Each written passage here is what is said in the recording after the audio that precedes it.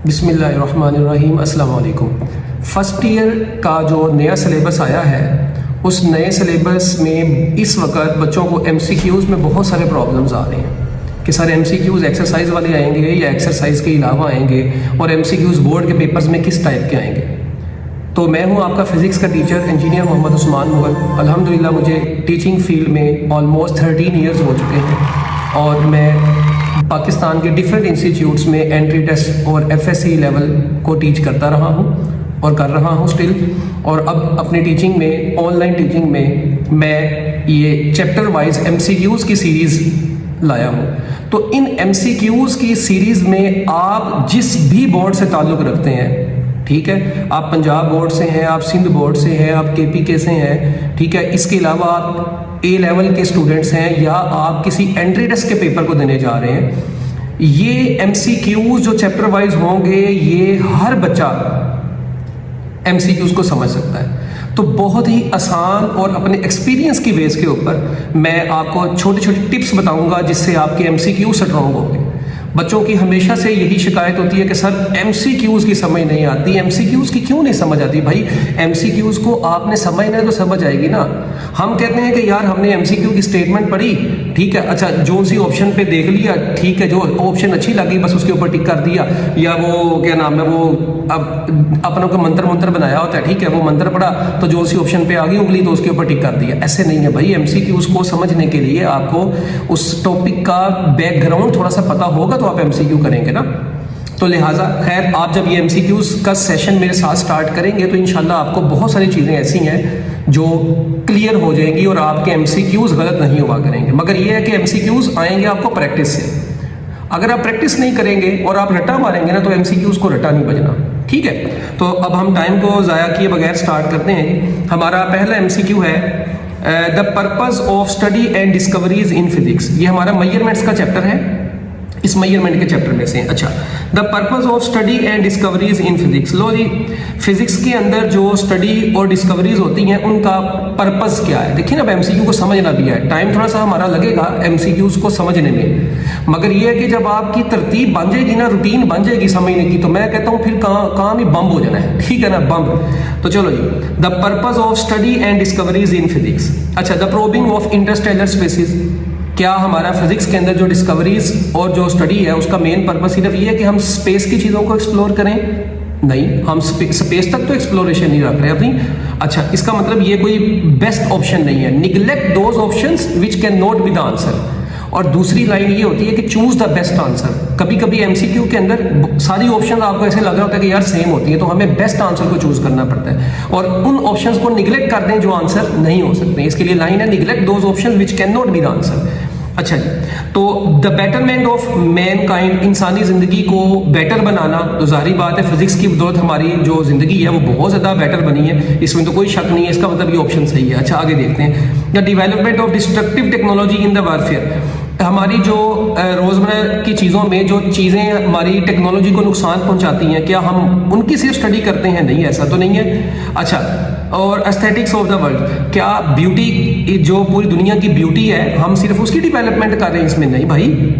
तो अब मुझे खुद बताएं कि इनमें से बेस्ट ऑप्शन आपको कौन सी लग रही है? टिक लगा हुआ है, ठीक है। तो बेस्ट ऑप्शन है हमारे पास द बेटरमेंट ऑफ मैनकाइंड, ठीक है। हालांकि अब देखिए, वो ऑप्शन स्पेस की भी हम एक्सप्लोरेशन तो करते हैं, ठीक है। जो टेक्नोलॉजीज हमारी तबाही मचा रही हैं या जो भी टेक्नोलॉजीज हमारी चीज़ों के अंदर नुकसानदेह हैं, हम सिर्फ उनकी स्टडी तो नहीं करते, हम बहुत सारी अदर टेक्नोलॉजीज की भी तो स्टडी करते हैं। तो लिहाजा बेस्ट ऑप्शन हमारे पास बीटा थी। इसके बाद, from which of the following is interdisciplinary area of physics. अच्छा, अभी आपकी बुक का ये MCQ है। अब बुक में ये देखें, मैंने यहाँ पर बना दिया है साइड पर ना, एक डब्बा सा बना होगा जिसके अंदर डिसिप्लिनरी एरियाज और इंटरडिसिप्लिनरी। तो पहली तो बात आपको ये पता होना चाहिए, इंटरडिसिप्लिनरी का मतलब होता है कि जब भी आप फिजिक्स के साथ किसी अदर ब्रांच ऑफ साइंस को स्टडी करेंगे, physics plus other branch of science, ठीक है, साइंस की किसी दूसरी ब्रांच को इसके साथ मिला दे तो इसको बोलते हैं इंटरडिसिप्लिनरी एरिया। अब इसके अंदर एस्ट्रोफिजिक्स आती है, biophysics, chemical physics, engineering physics, geophysics, medical physics, ठीक है, ओशियानोग्राफी, और इसके अलावा फिजिक्स ऑफ म्यूजिक। अब ये जितनी भी ब्रांचेज हैं इनमें फिजिक्स के साथ अदर ब्रांच आ रही है। एस्ट्रोफिजिक्स में एस्ट्रोलॉजी आ रही है, ठीक है, बायोफिजिक्स में बायोलॉजी आ रही है फिजिक्स के साथ, इसी तरह केमिकल फिजिक्स में फिजिक्स के साथ केमिकल की ब्रांच आ गई। तो हम अदर ब्रांच को जब स्टडी कर रहे होते हैं तो अब देखिए ऑप्शन में सॉलिड स्टेट फिजिक्स, ये तो प्योर फिजिक्स है। उसके बाद हाइड्रोडायनामिक्स, ये भी फिजिक्स है। प्लाज्मा फिजिक्स, ये भी फिजिक्स है। जियो फिजिक्स, अब इसमें देखें जियोलॉजी आ गई है। जियोलॉजी साइंस की अदर ब्रांच है। So over answer is interdisciplinary area में जियो फिजिक्स आ गया। अब ये भी साइड ब्लॉक्स पर, जो साइड ब्लॉक में से बहुत दफ़ा ऐसा होता है कि एमसीक्यूज आ जाते हैं, तो बच्चे साइड ब्लॉक्स को इग्नोर कर देते हैं। मैंने मैक्सिमम साइड ब्लॉक्स के एमसीक्यूज ऐड किए हैं ताकि आप अगर अपनी बुक्स के भी साइड ब्लॉक्स को भी पढ़े तो आपको आसानी हो। और इसके अलावा जो पास पेपर्स में एमसीक्यूज ऑलरेडी आ चुके हैं वो भी सारे इसके अंदर मौजूद है। हम एक ये 40 एमसीक्यूज हैं आई थिंक, मगर ये 40 नहीं, ये 100 प्लस होंगे एमसीक्यूज अगर आप इनको समझेंगे। ठीक है, तो मेन मकसद है चीज़ों को समझना भी। सिलिकॉन जो है, अब सिलिकॉन, अब आपको पता है कंडक्टर तो नहीं है सिलिकॉन, इंसुलेटर भी नहीं है। ठीक है, ये कंडक्टर और कुछ प्रॉपर्टीज की सेमीकंडक्टर इंसुलेटर वाली है, इसलिए इसका बेस्ट आंसर है सेमीकंडक्टर। ठीक है, इसको मेटलाइड भी बोलते हैं ना, ये मेटलाइड है, मेटल भी नहीं है, नॉन मेटल भी नहीं है, यानी कंडक्टर और इंसुलेटर दोनों की प्रॉपर्टीज रखता है। उसके बाद which of the following is a physical quantity. अच्छा, फिजिकल क्वांटिटीज होती हैं ऑल मेजरेबल क्वांटिटीज, वो तमाम क्वांटिटीज जिनको आप मेजर कर सकते हैं वो फिजिकल है। सॉलिड एंगल, यस, आप सॉलिड एंगल को मेजर नहीं करते, स्टी रेडियन है, ठीक है, इसका यूनिट मेजर करते हैं हम इसको। रिफ्रैक्टिव इंडेक्स बिल्कुल मेजर किया जा सकता है, और इसका फार्मूला था n इज इक्वल टू, ये आपने मैट्रिक में पढ़ा हुआ है, C/V, ratio of speed of light in air to the speed of light in medium. उसके बाद ग्रेविटेशनल कांस्टेंट मेजरेबल है, इसकी वैल्यू भी है 6.67 × 10⁻11। तो इसका मतलब ये तमाम की तमाम क्या है, फिजिकल क्वांटिटीज है। तो वो तमाम क्वांटिटीज जिनको आप मेजर कर सकते हैं, ठीक है, उनको हम फिजिकल क्वांटिटीज बोलते हैं। तो नॉन फिजिकल कौन सी होती हैं जिनको आप मेजर नहीं कर सकते? फॉर एग्जांपल, आपके अब्बा जी ने आपको कहा बेटा मुझे तुम्हारे से 6 किलो प्यार है, उधर तुम्हारी फूफी जान आई, उन्होंने कहा बेटा मुझे तुम्हारे से 10 किलो प्यार है, ऐसा तो नहीं है ना, उसको तो आप मेजर नहीं कर सकते। कभी देखा हो आपने अम्मा जी जो है ना, अब्बा जी से 6 किलो रुस के वैसी बैठी हुई है, ठीक है, ऐसा तो नहीं होगा। तो लिहाजा जो चीज़ें मेजरेबल नहीं है वो नॉन फिजिकल है, हम उनको फिजिक्स में पढ़ते भी नहीं है। अच्छा, इसके बाद फिजिक्स में टोटल फिजिकल क्वांटिटीज है कितनी है? वीडियो को स्टॉप करके नीचे कमेंट करें total number of physical quantities. तो याद रखिएगा, total number of physical quantities जो है ना वो इनफाइनाइट है। ये तो फिजिक्स में इतनी ज्यादा है कि आप इनको काउंट ही नहीं कर सकते। PQ से मेरा total number of physical quantities infinite है। अच्छा, फिर फिजिकल क्वांटिटीज में आती है base quantities. Base quantities total है 7, जो आप पढ़ते हैं, length, mass, time, temperature, electric current, amount of substance, ठीक है, इंटेंसिटी ऑफ लाइट। अच्छा, उसके बाद आती है डिराइव्ड क्वांटिटीज, ये भी बहुत ज्यादा है, मैनी, इनफाइनाइट, ये भी तादाद में बहुत ज्यादा है। तो टोटल फिजिकल क्वांटिटीज इनफाइनाइट है, total number of base quantities 7 है, टोटल डिराइव्ड क्वांटिटीज ये भी बहुत ज्यादा है, जो बेस से मिलकर बनी हुई है वो डिराइव्ड है। ठीक है, तो ये भी 3 MCQs लगते हाथ हो गए। उसके बाद the unit of power in terms of base unit. लो जी, पावर का फार्मूला क्या होता है? ये 5वां MCQ है। पावर का फार्मूला क्या होता है? पावर का फार्मूला होता है वर्क ओवर टाइम। ठीक है, अच्छा, अब जो वर्क है, वर्क के यूनिट क्या होते हैं? Joule divided by second. अब जॉउल किसके बराबर होता है? Newton metre divided by second. आप क्वेश्चन में देखें, उसने लिखा है in terms of base unit. Base unit का मतलब है ऐसे यूनिट होंगे ये जो किलोग्राम, मीटर और सेकंड की फॉर्म में होंगे। देखें यहाँ पे ये न्यूटन मीटर ओवर सेकंड क्या ये किलोग्राम की फॉर्म में भी है? नहीं, हम इसका मतलब न्यूटन को भी मजीद ओपन करेंगे। तो न्यूटन को ओपन करेंगे, किलोग्राम मीटर s की पावर -2 बनेगा, साथ ऊपर वाला मीटर अपनी जगह पे, नीचे सेकंड अपनी जगह पे। अब ये मल्टीप्लाई होगा, किलोग्राम m की पावर 2, s की पावर -2 और नीचे s आ गया। ठीक है, अब ये s जब ऊपर जाएगा तो ये भी s की पावर -1 बन जाएगा, तो -2 में ऐड होने के बाद किलोग्राम मीटर स्क्वायर पर क्यूबिक सेकंड। सो ये बन गए इसके SI base unit. So your option is delta. ठीक है, तो इसको हम प्यार से वाट भी बोलते हैं। वाट लग गई ना, ये वो वाली वाट नहीं है। ठीक है, अच्छा जी, इसके बाद है हमारे पास 1 लाइट ईयर इज। देखें ये MCQ सारे के सारे बड़े इंपॉर्टेंट MCQ, जिन्होंने चैप्टर पढ़ा हुआ है ना और बेसिक्स उनकी क्लियर है, उनको तो पता चल रहा होगा कि यार ये क्या चीजें हैं। और इंशाल्लाह मुझे उम्मीद है कि आपके पेपर्स में MCQs ऐसे ही होंगे। ठीक है, तो लिहाजा इस सीरीज को मिस नहीं करना आपने, बल्कि इसको अपने फ्रेंड्स के साथ भी शेयर करें ताकि उनको भी, उनकी भी चीजें क्लियर हो, उनके भी नॉलेज में इजाफा हो। ठीक है, अच्छा, अब 1 लाइट ईयर। लाइट ईयर जो है वो क्या होता है? लाइट ईयर बोलते हैं distance travelled by the light in 1 year. अब डिस्टेंस कैसे निकालते हैं जी? डिस्टेंस निकालने का फार्मूला क्या होता है? डिस्टेंस निकालने का फार्मूला होता है s = vt। अच्छा, अब लाइट की स्पीड होती है 3 × 10⁸। ठीक है, और टाइम कितना होता है? 1 ईयर की मैं बात कर रहा हूँ तो 1 ईयर का मतलब 365 डेज। हर दिन में कितने घंटे होते हैं? 24 घंटे। हर घंटे में 60 मिनट, हर मिनट में 60 सेकंड। तो इन सबको आपस में मल्टीप्लाई करवाएं तो आपका आंसर आएगा 9.5 × 10⁻15 और डिस्टेंस का यूनिट होता है मीटर। सो 1 लाइट ईयर, ये बड़ा मशहूर एमसीक्यू है, ये डिस्टेंस है, लाइट ईयर डिस्टेंस है, ईयर आ रहा है, बच्चे समझते हैं कि शायद ये टाइम है, light year is distance travelled by the light in 1 year.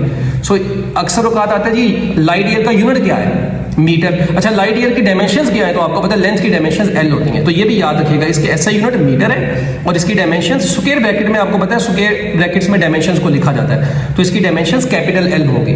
Dimensions का टॉपिक भी इस चैप्टर में ना लास्ट पे जो आपने पढ़ा होगा। सो हमारा इस एक एमसीक्यू में से भी देखें 3 एमसीक्यू थे। लाइट ईयर का यूनिट क्या है, मीटर। लाइट ईयर की डायमेंशंस क्या है, एल। लाइट ईयर की वैल्यू क्या है, 9.5 × 10⁻15 मीटर। अच्छा, एक दफा किलोमीटर में लिखा हुआ आ गया तो भाई 10⁻12 किलोमीटर बन जाएगा। इसमें कौन सा रॉकेट साइंस है, ठीक है। 10⁻15 में से 3 को साइड पे कर दो तो भैया 12 बचेगा, ठीक हो गया। अच्छा जी, अच्छा अब ये जो 7वां एमसीक्यू है यार, ये बड़ी कंफ्यूजन है, इसमें बच्चों को बहुत ज्यादा कंफ्यूजन रहती है जी 7वें एमसीक्यू में। गौर से समझिएगा, 7वां एमसीक्यू लिखा है 1 किलोमीटर क्यूब। अच्छा, अब बच्चे समझते हैं कि यार ये जो क्यूब है ना, ये मीटर के ऊपर ही है।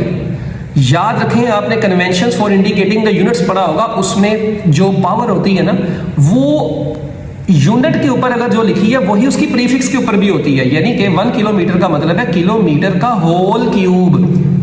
ये बड़ा इंपॉर्टेंट पॉइंट था। अब किलो कितना होता है, किलो होता है 10⁻3, साथ में मीटर आया और ऊपर 3 है, तो 10⁻3 × 3 कितना बन जाएगा, 10⁻9 और मीटर का क्यूब, तो 10⁻9 मीटर क्यूब आ जाएगा। चलिए जल्दी जल्दी बताइए, किलोमीटर स्क्वायर किसके बराबर आएगा, तो 10⁻3 होती है ना किलो, उसको 2 से मल्टीप्लाई करवा दो, 6 मीटर स्क्वायर, बात खत्म। अच्छा, अब इस तरह अगर मैं आपसे पूछूं 1 सेंटीमीटर, तो पहले सेंटीमीटर, तो सेंटी होता है 10⁻²। अब देखें किलो होता है 10⁻+3, सेंटी होता है 10⁻²। तो देखो मैंने सेंटी की जगह पे 10⁻² लिख दिया। अच्छा, अगर मैं कहता हूं जी 1 सेंटीमीटर स्क्वायर, तो अब देखें 1 सेंटीमीटर स्क्वायर का मतलब है कि आप, सेंटी होता है 10⁻², तो 10⁻² को भी 2 से मल्टीप्लाई करवाना है और साथ में मीटर स्क्वायर, क्योंकि मैंने बताया कि ये स्क्वायर जो है इस सेंटी के ऊपर भी अप्लाई होना है। तो अब -2 और 2 मल्टीप्लाई होंगे, 10⁻⁴ मीटर स्क्वायर बन जाएगा। सिमिलरली चले 1 सेंटीमीटर क्यूब, 1 क्यूबिक सेंटीमीटर, हाँ ये बराबर होगा, देखो सेंटीमीटर का होल क्यूब, ठीक है। अब सेंटी कितना होता है 10⁻² मीटर, अपनी जगह पे रहने दो, बाहर क्यूब लगा दो, ये लो। तो अब बताओ ये कितना बन जाएगा, 10⁻² × 3 कितना बन जाएगा, -6 और साथ में मीटर क्यूब। तो 1 सेंटीमीटर क्यूब 10⁻6 मीटर क्यूब होता है। तो ये बेसिक्स हैं जो कि आपको पता होने चाहिए, मैं आपको बार बार बता रहा हूँ, ठीक है। तो अब मेरा ख्याल है कि जब आपको ये चीज़ समझ में आ गई है, अब मैं इसको जरा इरेज करने लगा हूँ। अब ये जो अगला एमसीक्यू है ना 8वां, इसमें हमारी ये चीज़ यूज होनी है, ठीक है। तो इसको मैं अभी यहाँ से इरेज कर रहा हूँ, इतने से हिस्से को। तो अब कहता है जी डेंसिटी, ये बड़ा इंपॉर्टेंट एमसीक्यू है। कहता है डेंसिटी जो है ना, अच्छा इसके पीडीएफ नोट्स वगैरह चाहिए हो ना, तो वो आप मुझे व्हाट्सएप के ऊपर मैसेज करें, मैं आपको इसकी पीडीएफ फाइल भी भेज दूंगा। मगर देखें, पीडीएफ फाइल से आपने सिर्फ रटा थोड़ी मारना है, वो तो आप रिवीजन के तौर पे यूज करेंगे, मगर जब तक इनको समझेंगे नहीं ना, तब तक अब पेपर में वैल्यू चेंज होकर आ जाए, फिर क्या करेंगे। तो लिहाजा एमसीक्यूज को रटा नहीं मारना, समझना है। अच्छा जी, कहता है density of the liquid is 13.6 ग्राम पर क्यूबिक सेंटीमीटर, यानी हम इसको ऐसे लिख लेते हैं 13.6 gram divided by centimetre cube लिख लेते हैं, ठीक है। अब किलोग्राम, अब आपको पता है जी, कहते हैं इसको एसआई यूनिट में बताएं।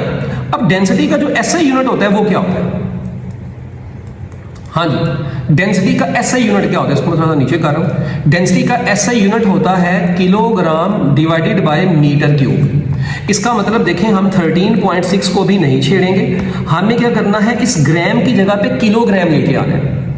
तो 1 ग्राम किसके बराबर होता है, 1 ग्राम कितने किलोग्राम के बराबर होगा। देखें अब ये बड़ी इंपॉर्टेंट बात है, ये देखो यहां पे अक्सर बच्चे घूम जाते हैं। 1 किलोग्राम जो होता है ना 10⁻³ ग्राम होता है।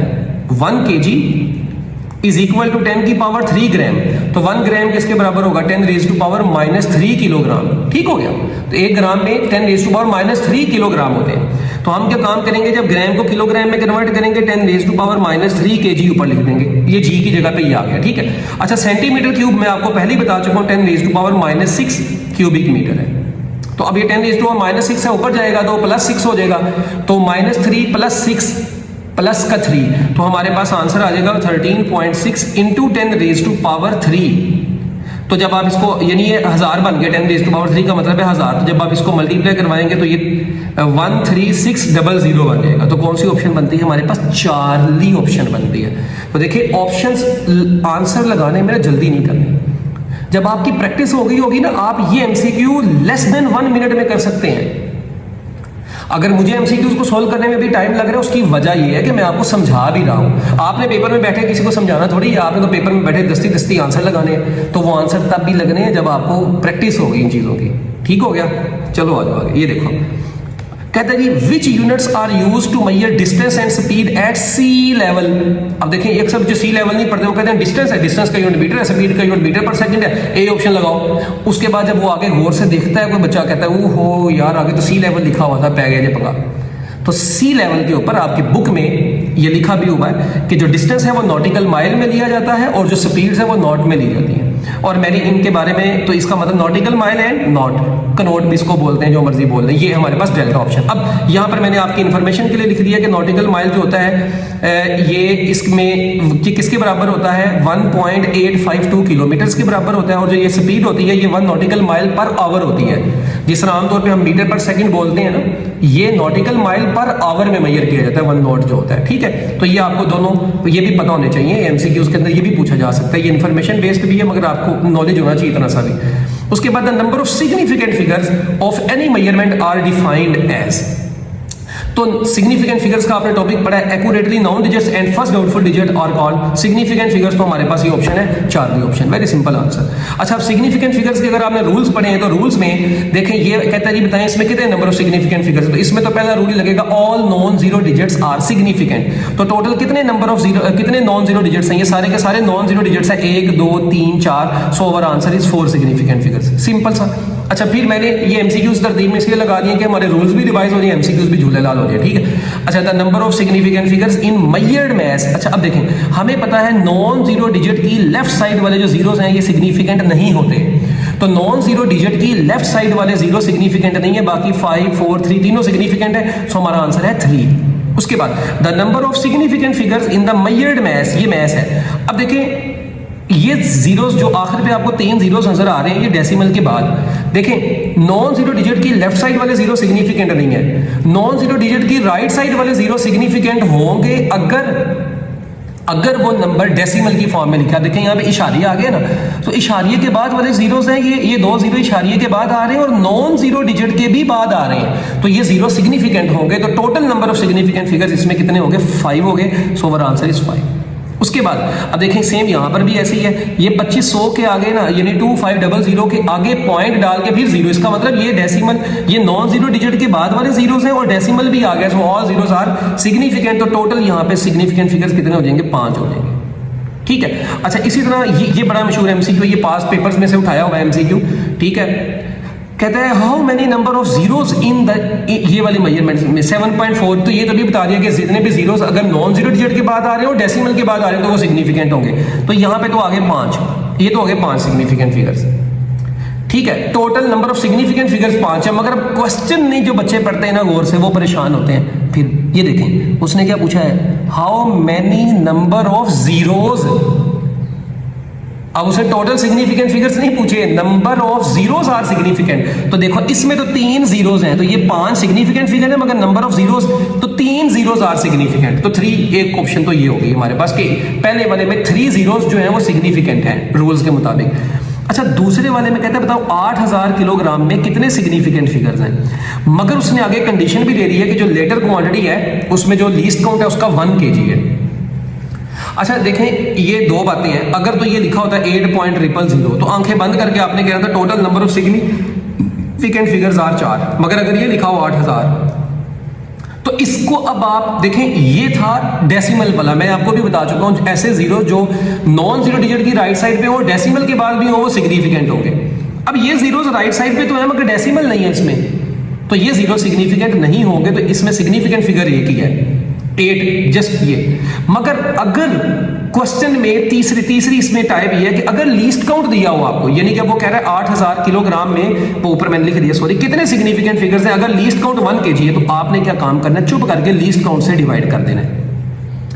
कितना आंसर आएगा 8000। अब इसके ऊपर कोई रूल नहीं लगाना। अब टोटल डिजिट इसमें कितने बचे हैं, 4 डिजिट बचे हैं, तो आपका नंबर ऑफ सिग्निफिकेंट फिगर 4 हो गए। ठीक है, मगर उसने बोला जीरोस कितने सिग्निफिकेंट है, तो ये तीनों जीरोस भी हम सिग्निफिकेंट मान रहे हैं। अब आप कहेंगे सर यहाँ पे तो आपने बोला है कि एक सिग्निफिकेंट फिगर है, भाई इसके लिए आपको रूल्स का लेक्चर आना चाहिए। अगर लीस्ट काउंट दिया हुआ है और आपने डिवाइड करने के बाद आंसर निकाला है, फिर आपने नहीं इनको चेक करना बस फिर ये टोटल डिजिट्स काउंट करें तो ये 4 सिग्निफिकेंट फिगर्स हैं, मगर जीरोस इसमें कितने हैं? 3, तो हमारा आंसर है 3 and 3। तो उसने नंबर ऑफ जीरोस के बारे में पूछा हुआ था।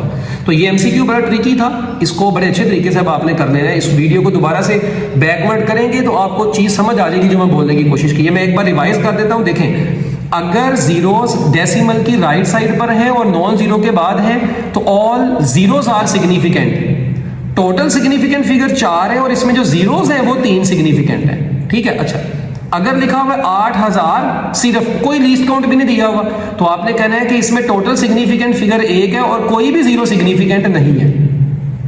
और अगर लिखा है 8000 और कहता है जी लीस्ट काउंट जो है ना वो 1 है, तो फिर 1 से इसको डिवाइड करेंगे तो 4 डिजिट बचेंगे। अगर कहता जी लीस्ट काउंट 10 होता तो अब 10 से डिवाइड करेंगे 800 बचेगा, 800 में 3 सिग्निफिकेंट फिगर्स होंगे।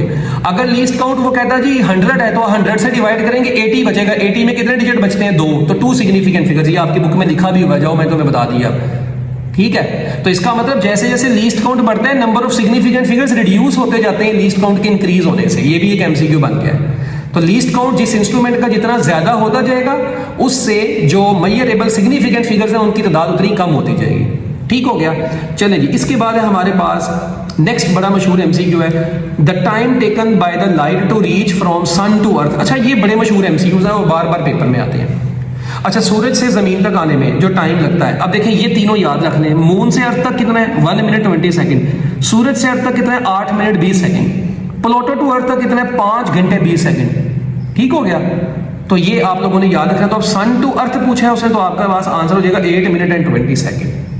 लो जी, अच्छा अब ये जो एमसीक्यू है भी आगे ये सिग्निफिकेंट फिगर से रिलेटेड है और एक्सरसाइज के एमसीक्यूज भी हैं ये। ठीक है, तो चलो अब इनको देखते हैं।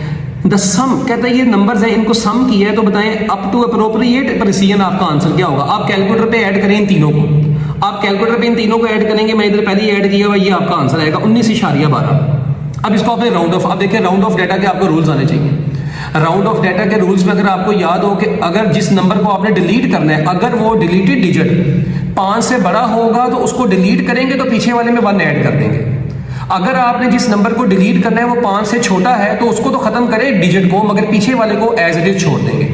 और अगर डिलीटेड डिजिट आपका एग्जैक्टली 5 है तो फिर देखें पीछे वाला नंबर उसके इवन है या ओड है। अगर इवन होगा कोई चेंज नहीं, अगर ओड होगा तो 1 ऐड कर देंगे। ये रूल्स थे डेसिमल राउंड ऑफ डाटा के, जो कि मैंने रिवाइज करवाए हैं आपको। अब तो देखें इनको आपने ऐड किया। अब एडिशन का एक रूल है कि इन एडिशन एंड सब्ट्रैक्शन का ये रूल है कि आपका जो आंसर होगा ना, answer should be written up to least significant figures. Answer should be written up to least significant figures. इसको हम लीस्ट एक्यूरेट फैक्टर भी बोलते हैं। आपने आंसर लीस्ट सिग्निफिकेंट फिगर्स तक लिखना है। ठीक है, अब लीस्ट सिग्निफिकेंट फिगर्स तक आंसर लिखना है तो अब देखें सिग्निफिकेंट फिगर्स लीस्ट से क्या मुराद है। देखें अगर आप गौर से देखें तो इसमें डेसिमल के बाद कितने डिजिट्स आ रहे हैं? टोटल सिग्निफिकेंट फिगर्स कितने हैं? 3 है। अच्छा, इसमें टोटल सिग्निफिकेंट फिगर्स कितने हैं? 2। इसमें भी टोटल सिग्निफिकेंट फिगर्स कितने हैं? 2। अब आपके आंसर में भी कितने सिग्निफिकेंट फिगर्स होने चाहिए? 2 सिग्निफिकेंट फिगर्स होने चाहिए। कितने होने चाहिए? 2 सिग्निफिकेंट फिगर। देखें दोबारा से सुने, उसने क्या लाइन बोली है कि आपने इन तीनों का सम करना है। तो देखें एडिशन एंड सब्ट्रैक्शन में सॉरी गलती होगी मेरे से। एडिशन एंड सब्ट्रैक्शन में आप आंसर लिखते हैं लीस्ट डेसिमल प्लेसेस तक। Sorry once again, least decimal place तक। ठीक है, in addition and subtraction answer is written up to least decimal places. अब लीस्ट डेसिमल प्लेसेस तक आंसर लिखना है, इसका मतलब है कि आपने इसमें देखें डेसिमल के बाद इसमें तो प्लेस है ही नहीं ना, तो इसमें डेसिमल के बाद 2 प्लेसेस हैं, इसमें डेसिमल के बाद 1 प्लेस है। तो आपके आंसर में डेसिमल के बाद 1 प्लेस होनी चाहिए। तो देखें 19.12 में डेसिमल के बाद अभी 2 प्लेसेस हैं, तो ये 2 को डिलीट करना है हमने। अब ये 2 को डिलीट करना है, ये 5 से छोटा है तो इसको गोली मार दो, पीछे वाला वैसे ही रहेगा, तो आपका आंसर आ जाएगा 19.1।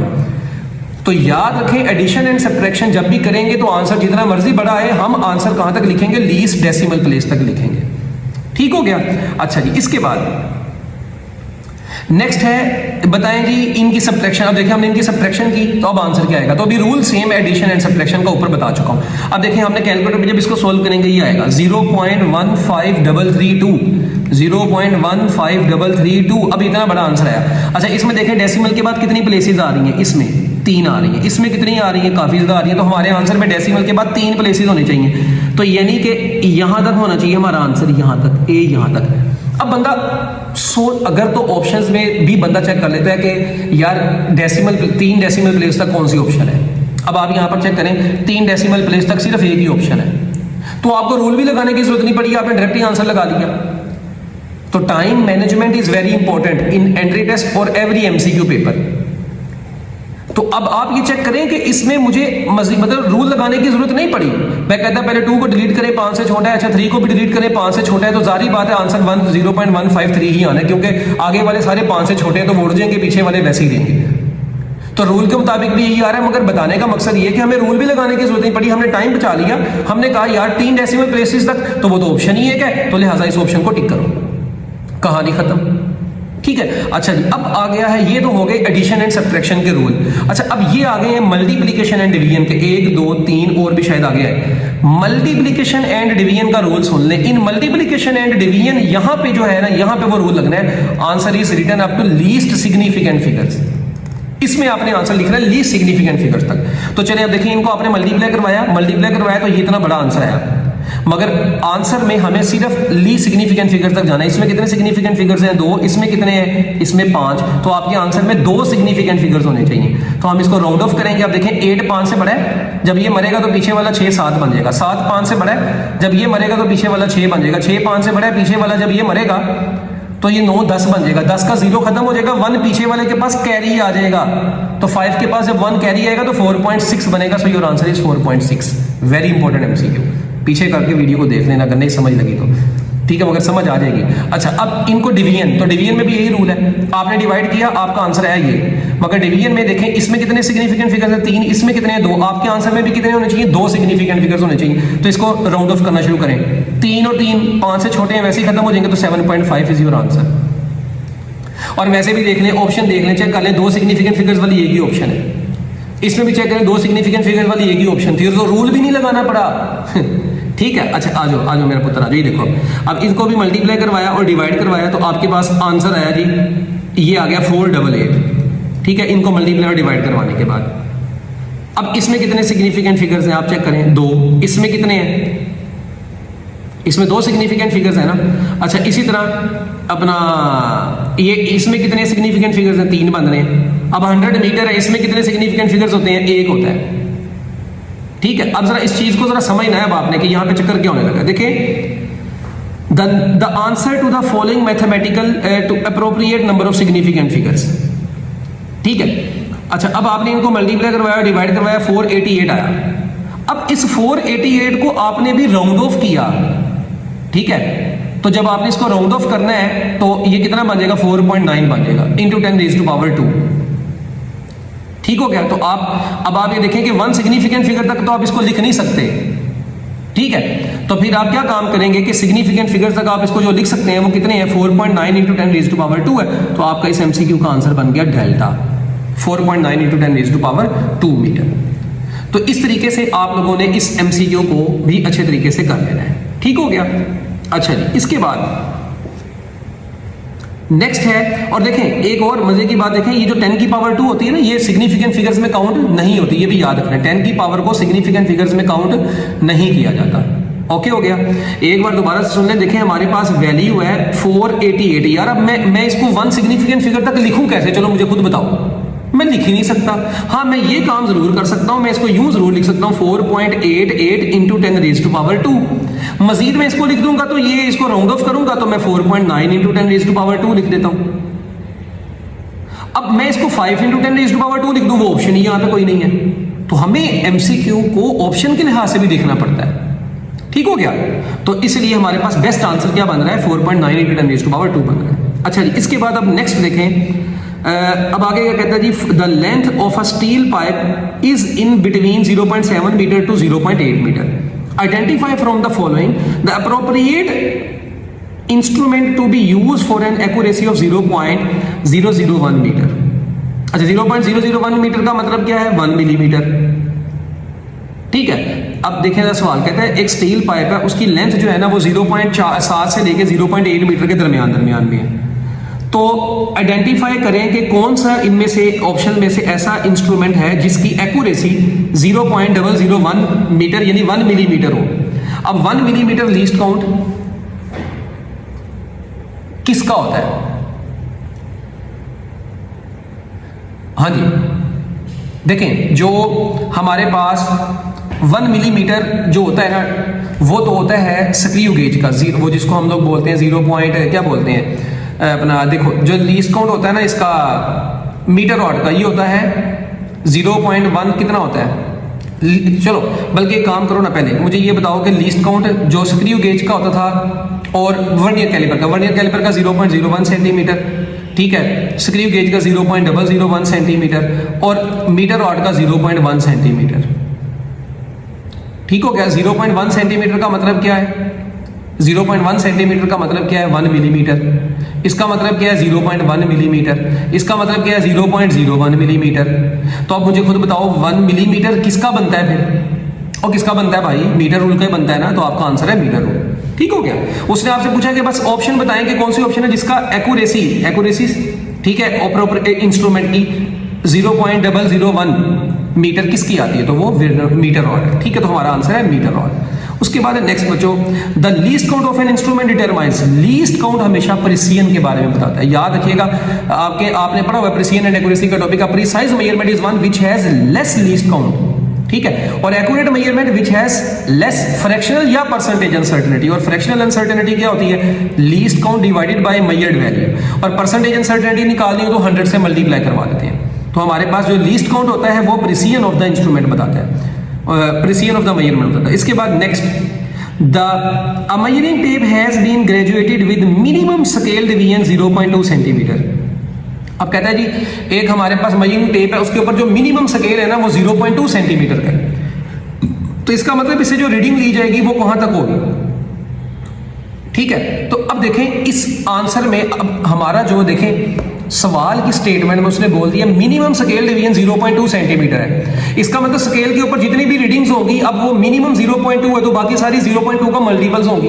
अब ऑप्शन में चेक कर लें कि 0.2 का मल्टीपल कौन सी ऑप्शन आती है, वो सिर्फ 80.6 आती है, ये वाली।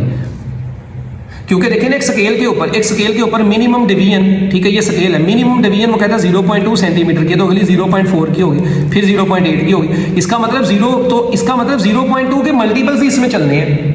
तो ये हमारे पास आंसर आएगा 80.6। नेक्स्ट, अच्छा जी, अब ये जो एमसीक्यूज है ना ये थोड़े से अब ट्रिकी होने वाले हैं। ये अगले सारे एमसीक्यूज मिलते जुलते हैं तकरीबन, ठीक है। तो चलें इसको पहले हम शुरू करते हैं। परसेंटेज अनसर्टेनिटी में आपको ऊपर बता के हैं, वो भी फ्रैक्शनल अनसर्टेनिटी क्या होती है? लीस्ट काउंट को मेजर्ड वैल्यू से डिवाइड करना। परसेंटेज अनसर्टेनिटी क्या होती है? इन्हीं को 100 से मल्टीप्लाई करवा देंगे। चलो, कहता है what choice would you have to pick the percentage uncertainty in the measuring. अच्छा, कहते हैं परसेंटेज अनसर्टेनिटी क्या होगी? जब मीटर रॉड है ना, मीटर रॉड से जो रीडिंग ली गई है वो 2.3 सेंटीमीटर की है। वर्नियर कैलिपर से जो रीडिंग ली गई है वो 2.45 सेंटीमीटर है। तो इनकी परसेंटेज अनसर्टेनिटीज बताएं। अच्छा, अब परसेंटेज अनसर्टेनिटी का ये इनकी मेजर्ड वैल्यूज हैं, ये याद रखें। परसेंटेज अनसर्टेनिटी का फार्मूला लिखा हुआ है least count over measured value या मेजरमेंट इनटू 100। अच्छा, अब लीस्ट काउंट कितना होता है? मीटर रॉड का लीस्ट काउंट हर चीजें भी देखो पता है, मैं आपको ऊपर बता के भी आया, वो भी 0.1 सेंटीमीटर होता है। ठीक है, ऐसे ही है ना। और वर्नियर कैलिपर का कितना होता है? 0.01 सेंटीमीटर होता है। तो चलो, अब इसका मतलब ये हुआ कि फिर हम यहाँ पर क्या सीन करेंगे, इसको तो 0.1 को 2.3 से डिवाइड किया, इसको मल्टीप्लाई करवाया 100 से, तो ये आ गया।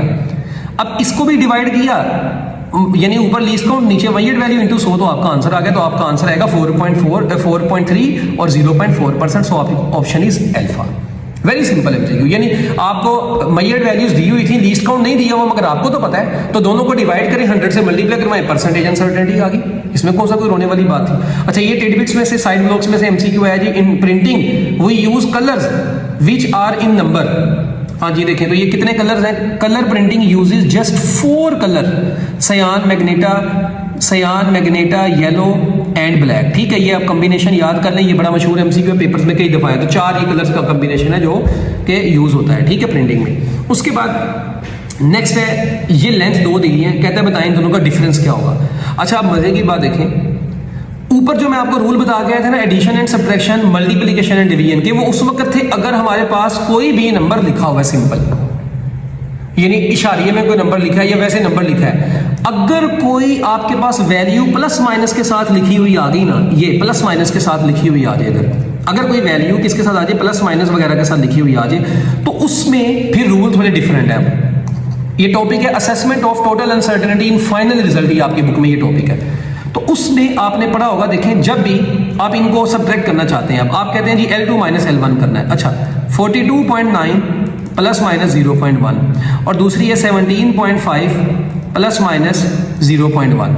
चलो आप इन दोनों को माइनस करो, जब आप इन दोनों को माइनस करोगे तो आपके पास आंसर आ जाएगा 25.4 आएगा, हाँ, प्लस माइनस। अब बच्चे कहते हैं कि यार इनको हम क्या करेंगे, तो देखें आप याद रखें, L2 माइनस L1 कर रहे हैं या L2 प्लस L1 कर रहे होते, एडिशन एंड सब्ट्रैक्शन हो रही हो, तो इसका रूल ये है कि जो लीस्ट काउंट्स है ना, जिनको हम एब्सोल्यूट अनसर्टेनिटीज भी बोलते हैं, are always added. Least counts को आपने ऐड ही करना है। देखें वैल्यूज को, ये आपको पता है, इनको बोलते हैं मेजर्ड वैल्यू, इनको बोलते हैं लीस्ट काउंट, तो ये आपने हमेशा ऐड ही करना है। तो योर आंसर इज 0.2 सेंटीमीटर। तो इसीलिए आपकी जो ऑप्शन बनेगी वो एल्फ ऑप्शन बनेगी। याद रखना है एडिशन कर रहे हैं या अच्छा, अगर एडिशन हो रही होती तो इन दोनों को ऐड करके इधर लिख देना था, मगर यहां पे फिर भी 0.2 ही आएगा, यानी माइनस कर रहे हैं इनको या प्लस कर रहे हैं, यहां पे लीस्ट काउंट्स ने ऐड ही होना है, ये रूल है इसका। उसके बाद 29वां, आपके पास करंट की वैल्यू दी हुई है, वोल्टेज भी दिया है, कहता है रेजिस्टेंस की परसेंटेज बताएं। अब ये आ गई डिवीजन एंड मल्टीप्लीकेशन। अच्छा, अब डिवीजन एंड मल्टीप्लीकेशन का रूल क्या है कि in case of division and multiplication, division and multiplication का रूल ये है, percentage uncertainties are always added. इनमें परसेंटेज अनसर्टेनिटीज को भाई ऐड किया जाता है। अब देखिए लेक्चर्स अगर आपने सुने हुए हैं और अगर नहीं भी सुने ना, मगर आप इन एमसीक्यूज को समझ लेंगे ना, तो आपका चैप्टर कवर हो जाएगा एमसीक्यूज के लिहाज से, ठीक है। अच्छा, अब परसेंटेजेस को ऐड किया जाता है। अब रेजिस्टेंस जो होती है उसका फार्मूला होता है 29वें एमसीक्यू में, रेजिस्टेंस का फार्मूला होता है वोल्टेज ओवर करंट। अब हम रेजिस्टेंस की परसेंटेज निकालना चाहते हैं, तो डिवीजन में मैंने बताया कि परसेंटेजेस ऐड हो जाती हैं, तो आपको वोल्टेज और करंट की परसेंटेज को ऐड करना पड़ेगा, डिवाइड नहीं करना। वो वैल्यू निकालते वक्त डिवाइड करना है, परसेंटेज निकालते वक्त परसेंटेजेस को ऐड ही करना है। अब ये रूल अलग है, मैं क्या करूं भाई, बनाया हुआ है तो करो ना इसको फिर। अच्छा, अब परसेंटेजेस को है, तो अब परसेंटेज वोल्टेज और परसेंटेज करंट की भी वैल्यू दी हुई है और लीस्ट काउंट और इसका भी दिया है। तो simple least count over measured value, इसकी कैसे निकलेगी 0.1 ओवर 5.2, इसकी कैसे निकलेगी 0.05 ओवर 0.84। तो देखें ये किया हुआ है, इन दोनों की परसेंटेजेस निकाली, एक 2 आई एक 6 आई, ऐड किया, योर आंसर इज 8%। सो आपकी ऑप्शन है delta, so delta option is your answer, very simple.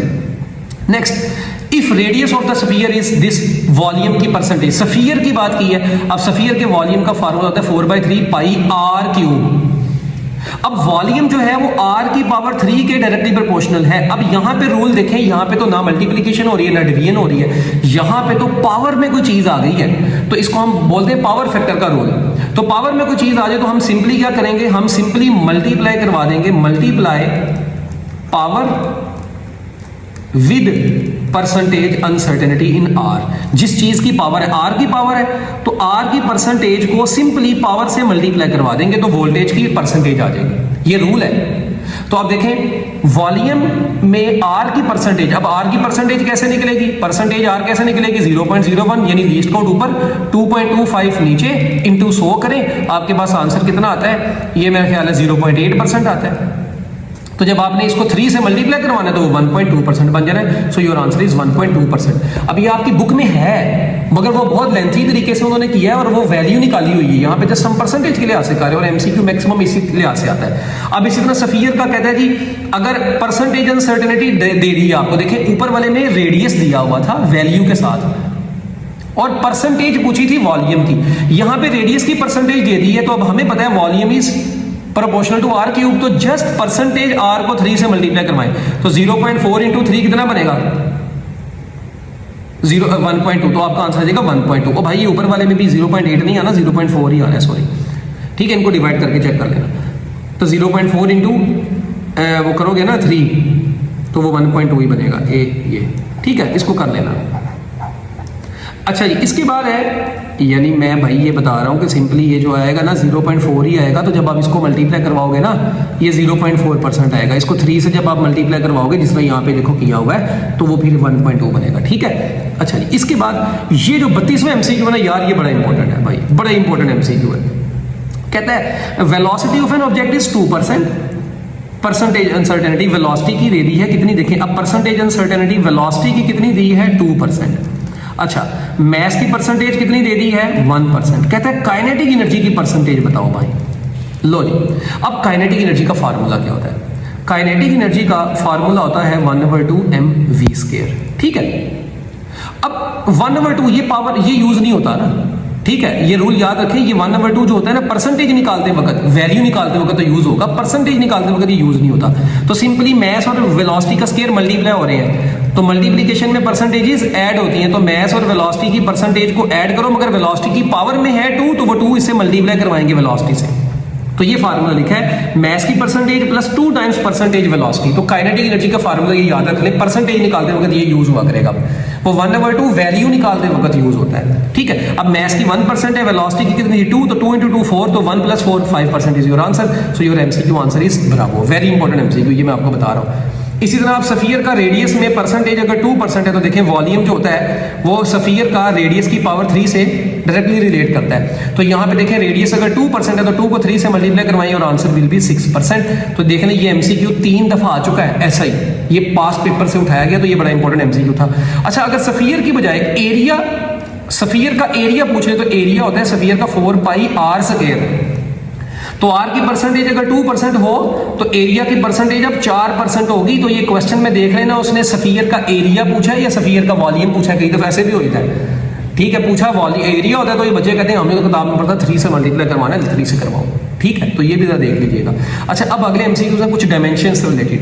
Dimensions जो होती हैं आपको पता है किसी भी फिजिकल क्वांटिटी की क्वालिटेटिव नेचर को बताती है, क्वालिटी बताती है कि कोई चीज किन किन चीजों से मिलकर बनी हुई है, बात खत्म। अच्छा, अब ग्रेविटेशनल कांस्टेंट, तो ग्रेविटेशनल कांस्टेंट का formula F is equal to G m1 m2 divided by r², ये फार्मूला। तो यहां से G किसके बराबर आएगा F r² divided by m1 m2।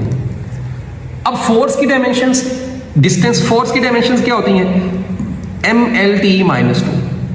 भाई ये तो पता होनी चाहिए तुम्हें। ठीक है। अच्छा, डिस्टेंस की कितनी होती है? डिस्टेंस लेंथ होता है L²। नीचे मैस है, ये भी m, नीचे भी मैस है m। एक m से कटा, ये एक ऊपर जाएगा। जब ये एक ऊपर जाएगा m की पावर -1, l और l² मल्टीप्लाई हो गए l³ और ऊपर बचा t की पावर -2। और डायमेंशंस को हमेशा स्क्वायर ब्रैकेट्स में लिखते हैं। तो इनवर्स m है l³ t-2, so your answer is delta. Very simple. The dimensions of √L/G। लो भाई, time period of simple pendulum का फार्मूला क्या होता है? 2π√L/G। तो भाई 2π के तो कोई यूनिट नहीं होते, तो L/G की डायमेंशंस, √L/G की डायमेंशंस क्या होंगी? टाइम पीरियड वाली होंगी। तो ये आंसर इज टाइम। इसी तरह डायमेंशंस ऑफ, ये आपकी बुक में भी है FLM।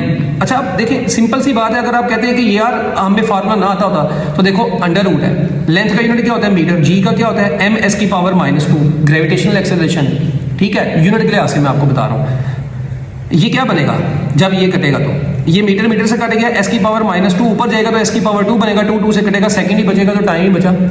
इसी तरह अब आप इसमें भी देख सकते हैं √F के यूनिट क्या होते हैं? अगर मैं यूनिट लिख लूँ, किलोग्राम मीटर पर स्क्वायर सेकेंड, लेंथ का मीटर, ठीक है, और मैस का किलोग्राम। किलोग्राम से कटा, √ में क्या बच गया? m की पावर 2, s की पावर -2। तो मुझे बताओ, मैं इसको ms की पावर -1 लिख के तो बाहर पावर 2 लिख दूं, तो ये स्क्वायर √ से कट गया, तो मीटर पर सेकंड बचा, और ये क्या होती है? वेलोसिटी होती है। सो बात खत्म।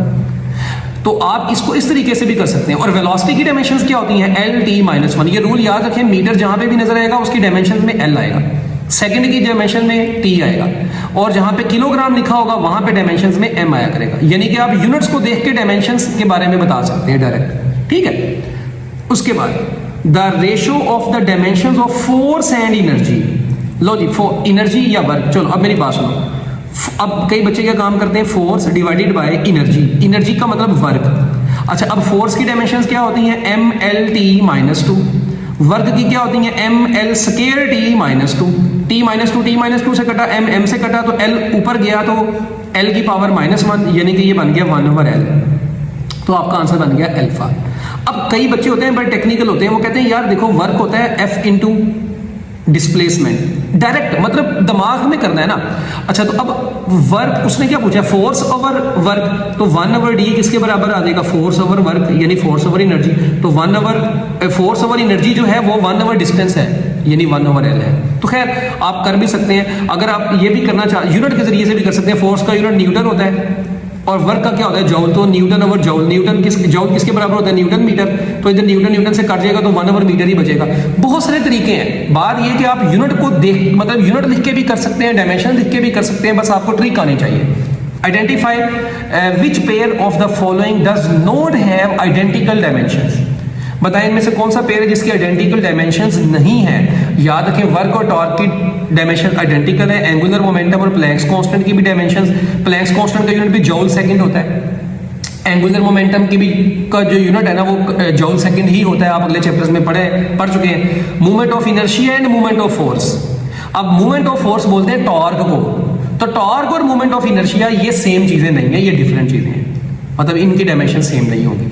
इंपल्स एंड मोमेंटम ये भी सेम है, इंपल्स भी चेंज इन मोमेंटम को तो इंपल्स बोलते हैं, ठीक है। तो देखो ना, देखो मेरी बात सुनो, ऑप्शन ए में वर्क है ना F इंटू डिस्टेंस है, टॉर्क है ना वो फोर्स इंटू L है, तो देखो फोर्स और L यार ये मतलब नेचर तो दोनों की डिफरेंट है, हम यूनिट्स और डायमेंशंस के लिए आज से देख रहे हैं ना, तो डायमेंशन तो इनकी सेम आएंगी।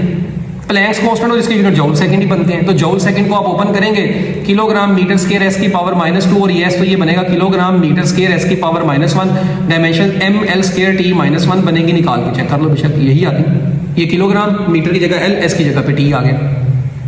उसके बाद ये 40 वाला MCQ ये बड़ा इंपॉर्टेंट है, कहते हैं 1/2 AT स्क्वायर की डायमेंशंस क्या होंगे। अब देखिए सेकंड इक्वेशन ऑफ मोशन आप पढ़ते हैं, S = VIT plus 1/2 AT square. अब आपने रूल पढ़ा हुआ है कि डायमेंशंस, ये फार्मूला उस वक्त करेक्ट होगा अगर इनकी डायमेंशंस आपस में सेम है और ये ऐड हो रहे हैं। तो अब देखें इसका मतलब ये डिस्टेंस है, तो इसका मतलब ये VIT भी डिस्टेंस होगा और 1/2 AT स्क्वायर भी डिस्टेंस होगा, तो आपका आंसर है चुप करके लेंथ यानी डिस्टेंस। मगर एक बच्चा कहता है, वो कहता है नहीं जी मैंने इसको कैलकुलेट करना है, ओके 1/2 के तो कोई यूनिट नहीं होंगे, ए एक्सेलरेशन है, एक्सेलरेशन के क्या होते हैं m/s की पावर -2 और t क्या होता है s स्क्वायर आ जाएगा, तो देखो ये कट गया तो मीटर ही बचा, तो लेंथ ही बची। तो ये था जी हमारे पास एक छोटा सा तरीका इन MCQs को सोल्व करने का।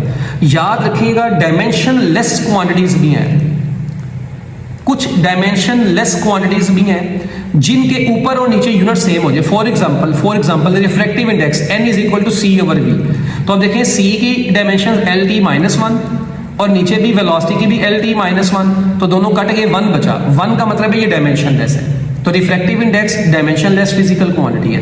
एंगुलर मोमेंटम आप पढ़ेंगे आगे जाके, S = r थीटा होता है फार्मूला, तो यहाँ से थीटा = s/r आता है, तो s डिस्टेंस है, रेडियस भी लेंथ ही है, तो ये भी कट गया तो 1, तो एंगुलर डिस्प्लेसमेंट, रिफ्रैक्टिव इंडेक्स, ये डायमेंशन लेस फिजिकल क्वांटिटीज है, इनके जो डायमेंशन है वो कटने के बाद 1 बचती है, तो जिस चीज की डायमेंशन 1 हो उसको हम यूं भी लिखते हैं m0 L0 T0, ये याद रखिएगा आप, डायमेंशंस के MCQs है, मैं आपको बार बार बता रहा हूँ, ठीक है, ये बड़ी इंपॉर्टेंट है। इसी तरह एक और रिफ्रैक्टिव इंडेक्स हो गया, एंगुलर डिस्प्लेसमेंट हो गया।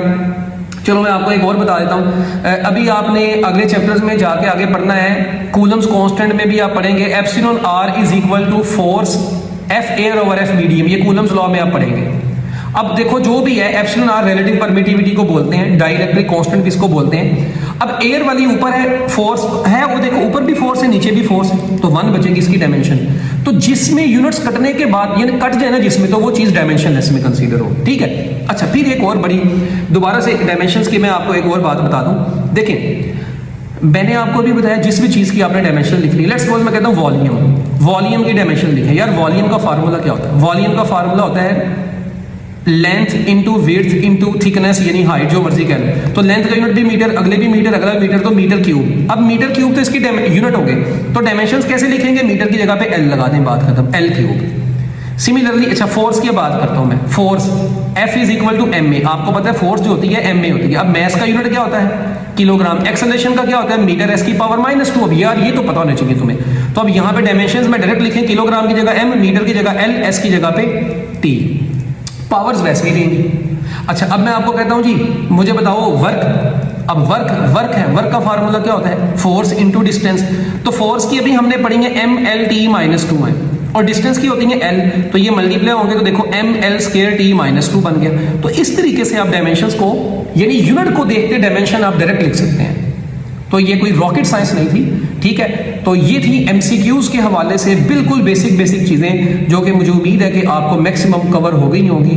तो अगर आपको ये लेक्चर अच्छा लगा है, टाइम थोड़ा सा ज़्यादा लगा है, मगर ये कि चीज़ें अगर आप इनको अच्छे तरीके से कर लेंगे तो इंशाल्लाह पेपर में एमसीक्यूज इन्हीं से रिलेटेड होंगे, ठीक है। सो बेस्ट ऑफ लक, अल्लाह हाफिज़।